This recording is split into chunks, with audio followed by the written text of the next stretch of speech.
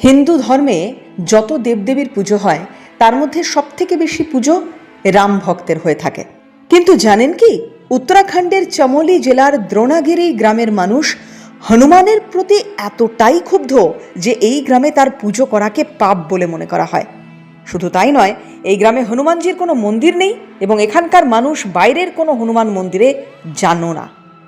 মনে করা হয় সীতাহরণের পর যখন রাবণের সেনাবাহিনীর সঙ্গে যুদ্ধ চলছিল তখন মেঘনাদের বান লেগে লক্ষণ অজ্ঞান হয়ে যান। তার প্রাণ বাঁচাতে হনুমানজি বিশল্যকরণী গাছ খুঁজতে এই গ্রামে যান। গ্রামের এক মহিলা তাকে পাহাড়ের একটি নির্দিষ্ট স্থানে বিশল্যকরণী গাছ দেখিয়ে দেন, কিন্তু তারপরেও হনুমান সেই সঞ্জীবনী ভেষজ চিনতে পারেননি এবং পুরো পাহাড়টিকে কাঁধে তুলে নিয়ে লঙ্কার উদ্দেশ্যে রওনা দেন। সেই থেকে এখানকার মানুষ হনুমানজির ওপর ক্ষুব্ধ। এই গ্রামে তার পুজো করা হয় না। এদিকে স্থানীয়রা দ্রোণাগিরি পাহাড়কে ভগবানের মতো পুজো করেন। অদ্ভুতভাবে এই পাহাড়ের চূড়াটা সমতল। স্থানীয়দের বিশ্বাস, হনুমান যেহেতু পাহাড়ের একটা বড় অংশ কেটে নিয়ে যান, তাই পাহাড়টা এই রকম। যাকে তারা ভগবানের মতো পুজো করেন, সেই দ্রোণাগিরি পাহাড়ের এই অবস্থার জন্য গ্রামবাসীরা হনুমানকেই দায়ী করেন। সেই থেকে এখানকার মানুষ হনুমানের ওপর ক্ষুব্ধ।